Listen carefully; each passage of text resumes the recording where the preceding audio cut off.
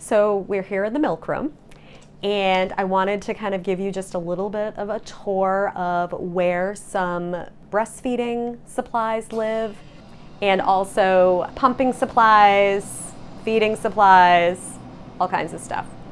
So over on this side wall, you have an assortment of things that can be helpful with breastfeeding.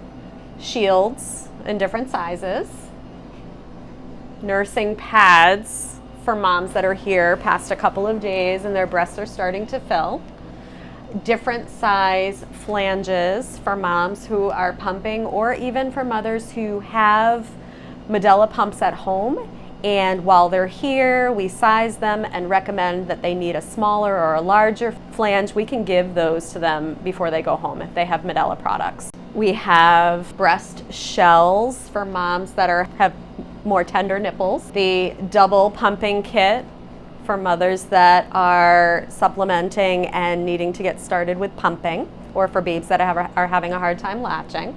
An assortment of bottle nipples for babies that are being supplemented via bottle, or for babies that are formula feeding. Colostrum collectors to use with the pumping kit for moms who are pumping in the first couple of days and collecting their colostrum. These are amazing and essential, and you must use these. It helps moms to be able to see the amount of colostrum, and it really does help them to feel good about pumping those smaller volumes of colostrum that are appropriate and not having the colostrum go right down into the bottom of the larger bottles, because they just can't feel as proud of a few drops in the bottle, large bottles, but they can really be very excited when it's in the smaller collectors. There is an instruction sheet on the front of the colostrum collectors about how to assemble them. Super important. There's 4 tabs on your colostrum collectors. 2 of the tabs have smiley faces. The smiley faces need to be in the up position so that the colostrum doesn't leak out the bottom. Okay, so important. Nurses need to teach this to the patients, because there's been many times that we lose that colostrum between the layers of the collector. A hand pump to help moms if they're needing to elongate their nipples to help the baby latch a little bit better. Volu feeds. These are about 2.5 ounces for babies that are needing to be supplemented. Special needs feeders are located right here. Babies that have cleft lip or palate are needing a special feeder. You'll find them there.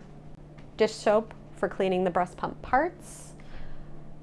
An array of syringes. You have your smallest 1 mLs all the way up to your 60 mLs. Feeding straws. Caps for your syringes. Med cups. And then some feeding tubes. Your electric breast pumps are also supposed to be in here. Just a real quick note, when you set up the pump, you need to lift the top of the pump, and there's domes that are underneath the lid. When your patient goes home, if she's been using the electric pump, even if she doesn't have a Medela at home, she has her own pump, you need to send home all of the pump parts with them. If they go home and their pump doesn't work, and we need to help them get a rental pump, they need all the pump pieces. These little discs that are under the lid are always left behind. If your patient needs to get a pump rental quickly, they'll have to get an entire new initiation kit, which they'll either have to charge to insurance again and possibly get denied, or they'll have to pay for it out of pocket, which is like $170+. It's pretty expensive. Okay. Send all the pieces home. Over on your countertop, when you're getting ready to prepare your milk, either warming mom's breast milk, preparing your donor milk for warming, thawing, you have your warmer inserts. They should be all wrapped up in this little tower. We have your Medela breast milk warmers. They're the waterless milk warmers. You have your teaspoons, measuring spoons, formula for fortification, and a scale.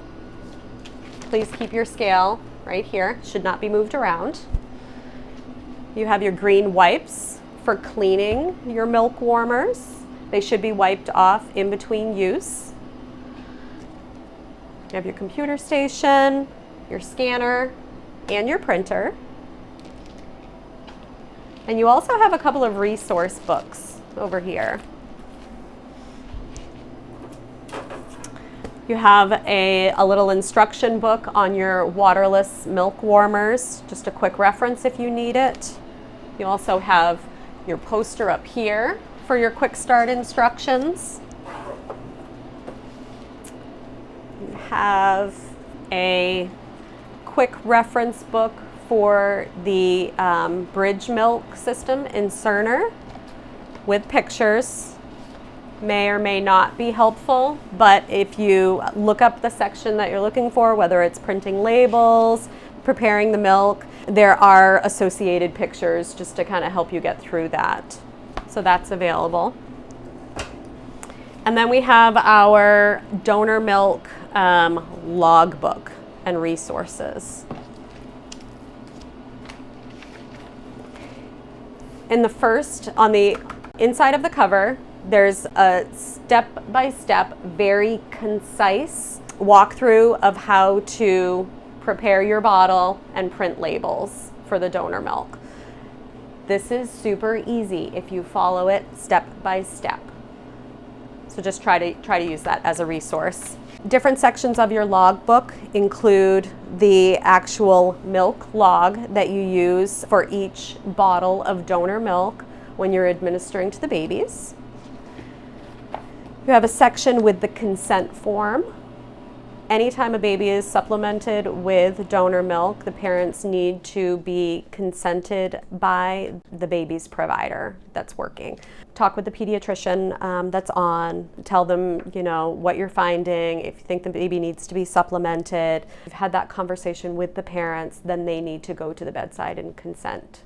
There is also a patient letter that can be given to parents and should be given to parents when babies receive donor milk in the hospital. This is just a standard letter that says your baby received the donor milk while they were in the hospital. We cannot send the baby home or the parents home with donor milk. There are a couple of resources in the community for them to look into if they would like to continue supplementing with donor milk if mom's milk hasn't come in. There's also an info sheet from Prolacta, the company that provides us with the pasteurized donor milk, that details the testing of both the mother and the milk, and then the pasteurization process. This can be a nice thing to give to parents as well, so they have that printed information. A section of all the applicable policies about donor milk, late preterm feeding protocol, human milk management, breast milk, and then management of blood and body fluids. These are printed copies just for reference, and if you want to read the most up-to-date, to be sure that you have the most up-to-date policy, I do recommend that you look up the policy on the internet. You do also have 2 videos from Medela. One is the functioning of the waterless milk warmer, and then also a video on the colostrum collectors, and those are both on the Birthplace links page.